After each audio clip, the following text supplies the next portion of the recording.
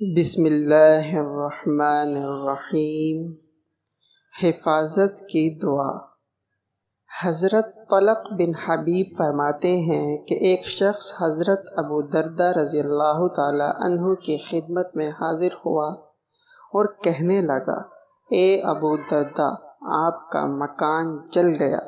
حضرت ابو درداء رضی اللہ تعالی عنہ نے ارشاد فرمایا، میرا گھر نہیں جلا، اللہ تعالی ہرگز ایسا نہیں ہونے دیں گے کہ میرا مکان جل جائے، کیونکہ میں نے اللہ کے محبوب صلی اللہ علیہ وسلم سے سنا ہے کہ جو شخص صبح کے وقت یہ کلمات پڑھ لے تو شام تک، اور اگر شام کو پڑھ لے تو صبح تک اسے کوئی مصیبت نہیں پہنچے گی۔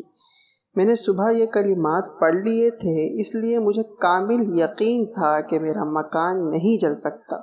وہ کلمات یہ ہیں، اللہم انت ربی لا الہ الا انت علیک توکلت وانت رب العرش العظیم، ما شاء اللہ کان وما لم یشأ لم یکن، لا حول ولا قوة الا باللہ العلی العظیم، اعلم ان اللہ علی کل شیء قدیر وان اللہ قد احاط بكل شیء علما، اللہم انی اعوذ بک من شر نفسی ومن شر کل دابۃ انت آخذ بناصیتها ان ربی علی صراط مستقیم۔